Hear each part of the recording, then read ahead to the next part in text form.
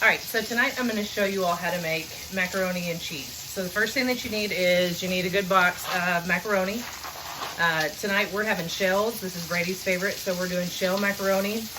2% or whole milk, anyone will do, and then only the finest of processed cheese.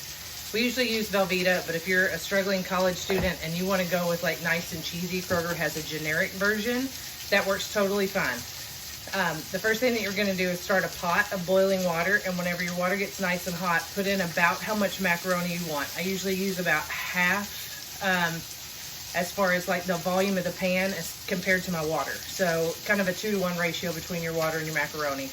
Once it starts to boil, put your macaroni in and let it cook for about 10 minutes, and I'll show you what it should look like before you drain your macaroni, and then I'll show you what you're going to do as far as your Velveeta. Right, my water is boiling at this point, so I'm going to go ahead and throw in whatever shells that I need. And I'm going to go about,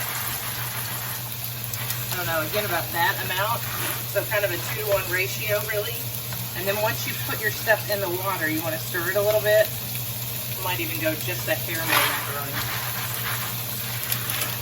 And then always salt your water. Give it a little bit of a fighting chance. Again, I like to use the pink Himalayan salt, and I'm just going to do a little handful in my water to salt it. And then I'm going to let this go ahead and boil for about 10 minutes. And you'll know whenever pasta's done. It'll kind of float on the surface a little bit. It'll get a lot more volume, and then it'll be ready in about 9 or 10 minutes. While your pasta is cooking, you want to go ahead and prep your cheese sauce. So the first thing that I'm going to do is I'm going to cut up, I don't know, for the amount of pasta that I made, I'm looking at about that much cheese. So you want to kind of cut it into chunks. Again, doesn't have to be perfect, but something that you think is going to melt real easy because we're going to microwave it. So I usually go in kind of cubes, like about that size is kind of what I'm aiming for. And then I use a glass Pyrex measuring cup is usually the way that I melt it. So I'm going to put all my cheese in. Ooh, that looks like a lot of cheese. So this might be really cheesy. So after I cut up my cheese and throw it in there,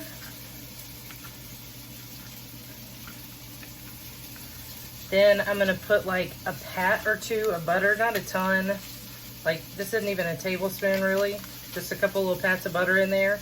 And then what I'm going to do is, there's really no exact measurement on the milk. It's kind of, again, an eyeball thing. So I'm going to throw in some milk. You want the cheese sauce to be a little bit runny, especially when you add it. So, I don't know, it looks like about 3/4 of a cup of milk is about how much I've added. And then I'm going to put this in the microwave on about, I don't know, probably 2 minutes. Give it a stir, and then we're going to take a look and see what it looks like. You want it to be kind of runny, but you don't want it to be overly chunky.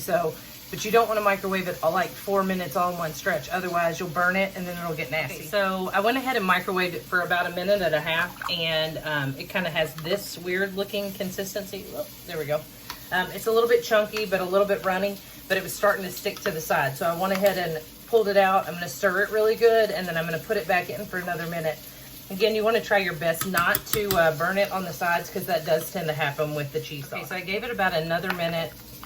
At this point, all the cheese is kind of starting to melt. You've got a couple little chunks in there, but if you keep stirring it, it will go ahead and they'll melt together.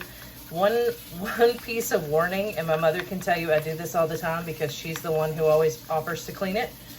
Whenever it starts to bubble up, the cheese will overflow on the side of the container. So one of the things you want to do is make sure you stop it before it does that. Otherwise, you have a really disgusting mess in your microwave. So take it from me, do your due diligence, and keep an eye on your cheese. Don't let it overflow on you. My pasta is almost ready, so I'll show you what it looks like before I go ahead and drain. At this point, my macaroni is pretty much all the way cooked. You can see it kind of slowed up to the water. What I'm going to do is I'm going to drain it and then add the cheese sauce.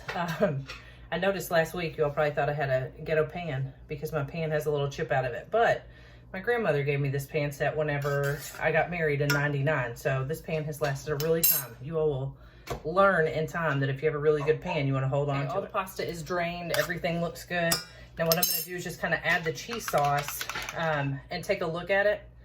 If you've made a little bit too much cheese, that's not really a big deal. You can survive. You can leave it for other things later on if you want. That looks about right. And then I'm just going to stir it up. You can serve it with, I usually just serve it with a little bit of salt and pepper. And I like it a little bit runny. If you don't like it as runny, then don't put as much milk in it. The other thing too is if something happens and you let this sit for a little while and it starts to thicken up on you, if you put the burner on low and add a little bit more milk and mix it up, it won't tighten up as much anymore and it'll be runny again. So it's ready to eat. So now we can have dinner. Penny's already barking at the door. She knows it's time to go. Hope you'll have a good one. Mac and cheese, even angry teenager approved.